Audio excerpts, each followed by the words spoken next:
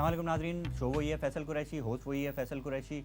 और आज की जो हमारी मेहमान शख्सियत है वो हैं एक गवर्नमेंट के इदारे में काम करने वाले एक छोटे से अदना से मुलाजिम। लेकिन उनसे सवाल मेरा ये है कि वो इतने अदना है लेकिन इतने रईस क्यों हैं, उनके पास इतना पैसा कहाँ से आया, आप इतने रईस क्यों हैं। मुझे मालूम है कि आपका नाम रईस है, लेकिन मैं वो रईस की बात नहीं कर रहा, मैं बात कर रहा हूँ रईस यानी कि मालदार होने की। ठीक है, अब आपकी जो तनख्वाह है वो कितनी है आप मुझे ये बताएं। 5,000 रुपये है ना, 5,000 रुपये अब इनकी तनख्वाह है। 5,000 रुपये में इनके पास गाड़ी है, आपके पास गाड़ी है, इनके पास बंगला है, इनके पास अपनी दुकान है, इन्होंने किराए के 2 घर लिए हुए हैं, इनकी प्रॉपर्टी है, इनके कपड़े देख लें आप, माशाल्लाह 8,000 रुपये के तो कपड़े ये इस वक्त पहन के बैठे हुए हैं। और इनके 10 बच्चे हैं जो कि सब बाहर हैं मुल्क से, और ये इंटरनेशनली भी बहुत ट्रैवल करते हैं, घूमते फिरते भी बहुत हैं।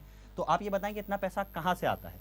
ज़ाहिर है हरामखोरी, हरामखोरी करते हैं, नोट कमाते हैं, नोट छापते हैं, और आज इतने अमीर हो चुके हैं। अब मुझ जैसा गरीब होस्ट जो है वो तो कभी इस तरह पैसे नहीं कमा सकता। ज़ाहिर है जो पैसे मारेंगे तो अमीर तो होंगे। तो ये बताएंगे आप अमीर हो तो गए हैं, लेकिन आप ऊपर जाके क्या जवाब देंगे। ज़ाहिर है आप लोगों को क्या फ़िक्र इस बात की है ना, इसकी फ़िक्र तो हम जैसे लोगों को होती है जो थोड़ा सा डरते हैं। आपको तो कोई फ़िक्र नहीं है, आप तो कह रहे हैं यार देखा जाएगा ऊपर जाके, अभी तो करो जो करना है। ये बात ठीक है ना, बिल्कुल ठीक है, ये बात सब जानते हैं, इनसे पूछने की ज़रूरत ही नहीं है। इसके साथ ही मुझे यानी फैसल कुरैशी को इजाज़त दीजिए, इंशाल्लाह अगले हफ्ते फिर मुलाकात होगी। खुदा हाफिज़।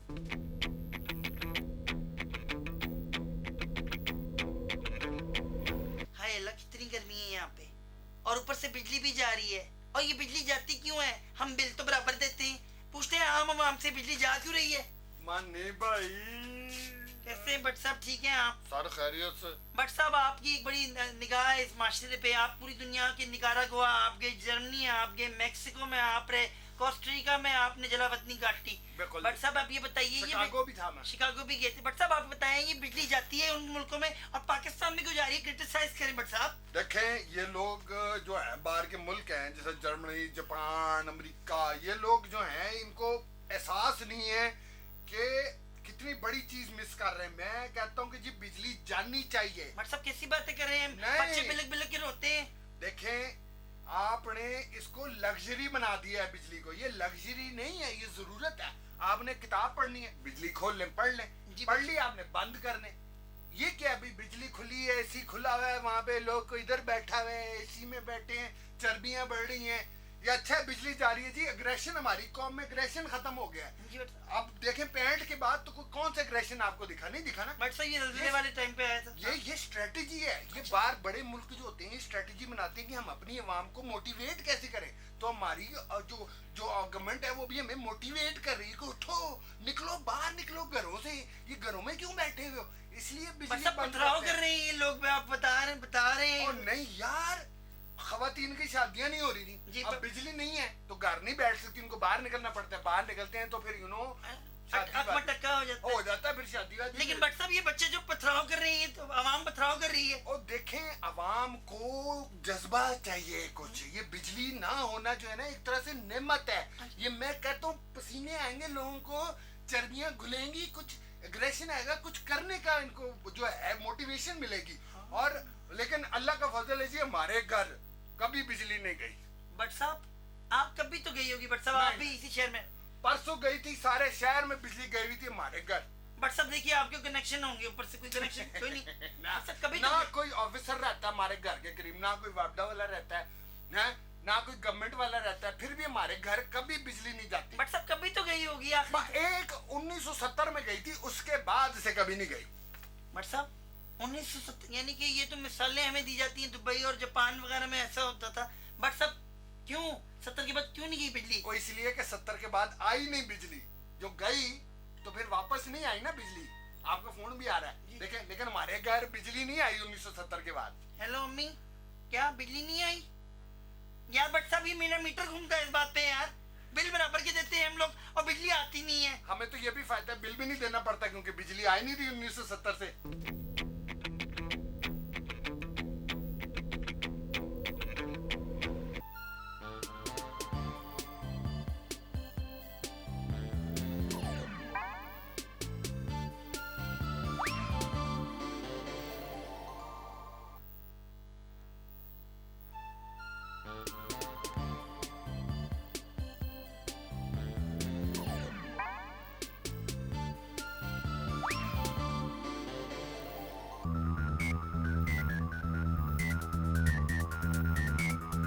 गंदे बदबूदार मोजे पाकिस्तान में दिन ब दिन बढ़ते जा रहे हैं। चित्राली मैगजीन के एक इशाइये के मुताबिक पाकिस्तान में हर साल 5 करोड़ लोग गंदे बदबूदार मोजे पहनते हैं, जिनमें से 3 करोड़ लोग हेफ्सिया की बीमारी में मुब्तला हो जाते हैं। ये बीमारी पाँव के नाखून के बीच में होती है, जो कि ताउन की तरह की बीमारी होती है। गंदे मोज़ों से निकलने वाली खट्टी बदबू से इंसान के जिस्म में दाने निकल जाते हैं और फोड़े और फुंसियाँ भी हो जाती हैं, जिसका इलाज हकीम लुकमान के पास भी नहीं है।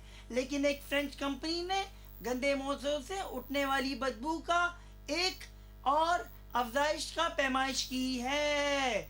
ये पैमाइश फ्रांस के शहर पार्मा में की गई। उससे पता चला कि पाकिस्तानी गंदे मोज़ों से निकलने वाली बदबू से एक किस्म की खुशबू आती है, जिससे एक परफ्यूम बनाया जा सकता है। उस परफ्यूम का नाम है जराबू। जराबों से निकलने वाली ये बदबू इंसान की शख्सियत का तख्मिया होती है। वो एक महफिल में एक आसूदी निज़ाम का पेचीदा मर्ज बन जाता है। कोई उससे हाथ नहीं मिलाता, सब उससे कटते हैं। मेरे कैमरामैन और उसके असिस्टेंट भी मुझसे 10 फरलांग दूर गिरे हैं, क्योंकि मैंने गंदे मोजे पहने हैं। हो सकता है उन्होंने भी गंदे मोजे पहने हों।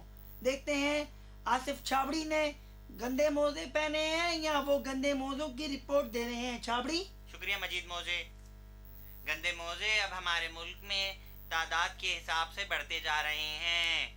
लोग पहले साफ मोजों का तनासुब 18.78597 लिए रखते थे, मगर अब गंदे मोजों का तनासुब 20.25179 हो चुका है। गंदे मोजों की इस मिकदार से मुल्क में बदबू का रुझान भी बढ़ता जा रहा है। पहले मुल्क में नालों में से बदबू आया करती थी, अब जब मेहमान आते हैं तो बदबू आती है। एयर कंडीशन कमरों में लोगों का जूते उतारना महाल हो चुका है, और इस गर्मी में बगैर एसी के चारा भी नहीं है। स्प्लिट की कीमत सस्ते होने की वजह से हर किसी ने स्प्लिट तो लगा लिया है, मगर अब घर में दाखिल होने से पहले बाहर एक जूते का रैक भी रखना पड़ता है, ताकि मेहमान अपने जूते और मोजे उतार के और पैर धो के अंदर दाखिल हो। इसी रिपोर्ट के साथ कैमरामैन मोहम्मद शकूर के भाई सलीम दानिश और उनके बेटे सलमान के साथ जो शूटिंग देखने आए हुए हैं, आपका रिपोर्टर काशिफुद्दीन खान। मोजे नहीं पहना आज। खुदा हाफिज़।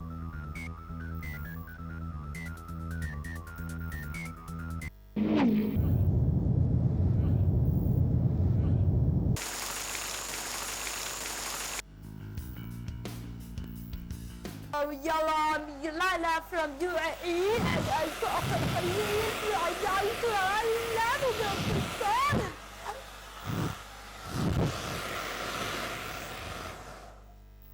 क्या कर रहे हैं? हट परे, मेरा इंटरव्यू सारा खराब कर दिया तूने। 2 मिनट देना बाजी, 2 मिनट, थोड़ा सा कम बाकी है। पिछा पिछा पिछा।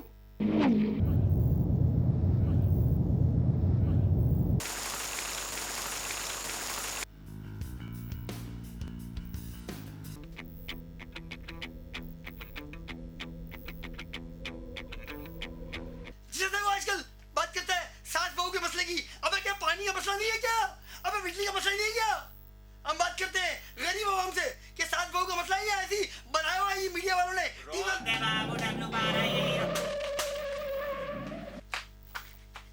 अबे गरीब आवाम है क्या? गरीब आवाम है?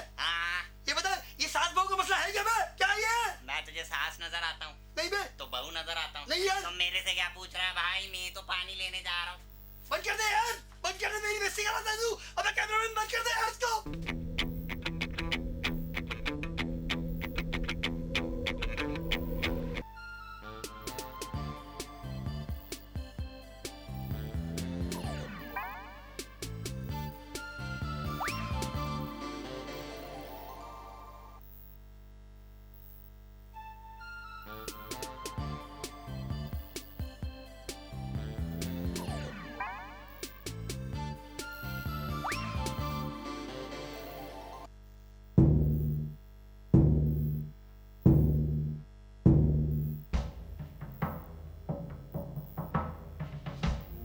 अस्सलाम वालेकुम जी, हामिद बगलूली आपके सामने। आजकल जैसा कि आपको मालूम है, पाकिस्तान के मुख्तलिफ इलाके बारिश जैसी नेमत से दो चार हैं, हर तरफ पानी खड़ा हुआ है।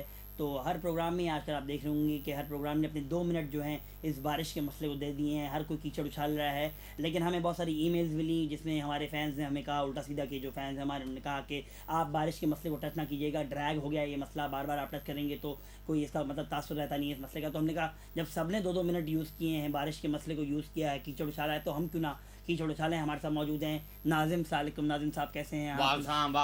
ठीक ठाक है। नाजिम साहब आप ये बताइए, सबसे पहले तो मैं आपको खुशामदीद कहता हूँ अपने प्रोग्राम। Thank you. सही है ना। सबसे पहला सवाल मेरा ये है, आप पे क्रिटिसाइज़ नहीं कर रहा है, लेकिन मैं फिर भी आवाम की आवाज़ आपके सामने लेके आना चाहता हूँ। मैं ये कहना चाहता हूँ नाजिम साहब के, ये बारिश क्यों हुई? बारिश होने के 4 मराहिल होते हैं जी। पहले जो समंदर और ज़मीन का पानी है जी। वो आबी बुखारात की सूरत में ऊपर जाता है, जी, जी। बादलों की फॉर्म में बनता है जी। और वो गरज बरस के साथ बरसते हैं। लेकिन नाज़िम साहब मेरी बात की तरफ जा नहीं रहे, जहाँ जिस तरफ मैं जाना चाह रहा हूँ, जिस तरफ मैं पॉइंट करना चाह रहा हूँ, आप समझ नहीं रहे मैं कहाँ लेके जा रहा हूँ आपको। कहाँ? नहीं, वहाँ नहीं लेके जा रहा। मैं इनसे वही सवाल करूँगा जो आपके दिलों में बैठा हुआ है, अंडरपास में पानी क्यों? अरे अंडरपास का नाम ना लीजिएगा आप। जिसको देखें अंडरपास का नाम लेता है, जिसको देखें हमें लेके चला जाता है कि अंडरपास। और भी तो मसाइल हैं, लोग भूखे मर रहे हैं, एजुकेशन नहीं है, आप अंडरपास का मसला लिए बैठे हैं कि अंडरपास में पानी भर गया है। बहुत अच्छी बात कर दी, लेकिन मैं अगले सवाल की तरफ चलता हूँ। बड़ा गंभीर सवाल है, आपके दिलों के अंदर होगा। पानी जो जमा हुआ है, डेफिनेटली आप लोग समझ गए होंगे। मेरा सवाल क्या है, उसको कैसे ख़त्म किया जाएगा? क्या इकदाम किए हैं आप लोग? देखिए जी, हमने बहुत ही हाईटेक इंतज़ाम किए हैं जो मेरे ख्याल में जापान में भी कभी ऐसा इंतज़ाम नहीं हुआ होगा। जिस तरह की हम टेक्नोलॉजी यूज़ कर रहे हैं, हम नेचुरल सोलर एनर्जी को यूज़ कर रहे हैं। सूरज की जो रोशनी है, जो तपिश है, उससे पानी हल्के हल्के उड़ जाएगा, आबी बुखारात बन के ऊपर चला जाएगा। उसके अलावा ज़मीन के अंदर हमने ऐसे पार्टिकल्स मिट्टी की फॉर्म में जमा किए हैं जो पानी को अपने अंदर जज़्ब कर लेते हैं। तो ज़मीन का जो पानी है, आप आहिस्ता आहिस्ता देख रहे होंगे कि वो जा रहा है कहीं। हाईटेक इंतज़ाम है जो हमने किया है। वो तो बहुत अच्छी बात है आपने किया है, लेकिन पानी जो अंडरपास में अंडरपास का नाम नहीं लेंगे आप, मैंने आपको शुरू में भी समझाया था। अंडरपास का नाम नहीं लेंगे आप, कोई और सवाल करें। अगला सवाल करता हूँ नाजिम साहब से। मैं पूछता हूँ आपसे कि पूरी कौम हमारी शर्म से पानी पानी हो गई है, लेकिन ये पानी है कि ख़त्म होने का नाम नहीं ले रहा। कैसे ख़त्म करेंगे इस पानी को? देखें जी, हमारी कौम को तो शिकायत करने की आदत है, उनको तो शर्म से पानी पानी होना ही है। अब आप खुद देखें, जब कराची में पानी नहीं होता तो लोग चीखते रहते हैं कि पानी का मसला है, पानी नहीं है। और अब जब हर तरफ पानी पानी है तो कह रहे हैं कि हम शर्म से पानी पानी हो गए। वो तो ठीक है, आप ठीक कह रहे हैं, लेकिन अंडरपास का नाम नहीं लेंगे आप। समझाया था ना आपको। चला जाऊंगा मैं छोड़ के इंटरव्यू। कहते हैं कि हमारा मुल्क जंग के लिए तैयार है, बारिश के लिए तो तैयार है नहीं। एक बारिश हुई, ऐसा लग रहा है जंग हुई है। बताइए इस बारे में। मुझे पता है आपका इशारा कहाँ है। आपका इशारा सड़कों की हालत देख के है, लगता है कि वहाँ पे जंग हुई है। बहुत अच्छी और हेल्दी बात है ये, इस तरह के इशूज सामने आने चाहिए। अब ये अच्छी बात की है, लेकिन सवाल मेरा फिर भी वही है कि ये अंडरपास जो है, अंडरपास की बात आराम से वेग गिर जाएगी ना। आपको मैंने मना किया है कि बस मैंने रोक दिया। आपको मैंने मना किया है कि अंडरपास की बात आप नहीं करेंगे। लेकिन सवाल मेरा वही है कि ये पानी खड़ा क्यों है खड़ा पानी? ये मैं आपकी गलतफहमी दूर करता चलूं और आवाम की भी, कि पानी खड़ा नहीं है, पानी तो लेटा हुआ है। खुदा ना खास्ता अगर कहीं पे आग लग जाए, फर्ज करें, हैं? ये जो फायर ब्रिगेड्स हैं ये तो पानी निकाल रही हैं, तो आग कौन बजाएगा? आप भी कैसी बातें करते हैं यार, कैसी अकल। इतनी बड़ी आपने विग लगाई हुई है गोल्डन, उस पर इतनी नाअकली की बात है भैया। इतनी बारिश में कैसे आग लग सकती है? इतना पानी है हर तरफ, तो लोग अब अपने घर के बाहर ऐसे हाथ करके तो पानी आ जाता है, तो खुद कफील हो गए हैं आग बुझाने में। तो डिपार्टमेंट की अब जरूरत नहीं है। तो अगर डिपार्टमेंट के इतने लोग जो हमने हायर किए हुए हैं, उनका क्या किया जाए? उनसे फिर हम ये काम कराते हैं। और आपको पता है हमारे फायर डिपार्टमेंट के पास कितना पानी हो गया? कितना है? अगले 5 साल तक के पानी का स्टॉक मौजूद है हमारे फायर डिपार्टमेंट के पास। हाँ, थोड़ा गंदा है लेकिन है पानी।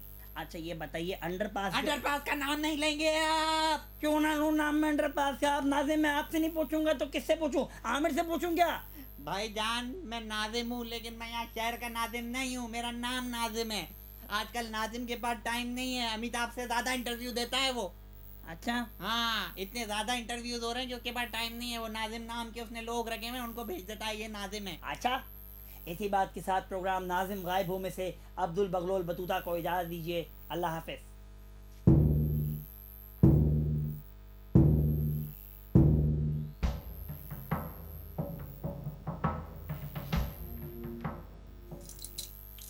मेरे बाल सही लग रहे हैं?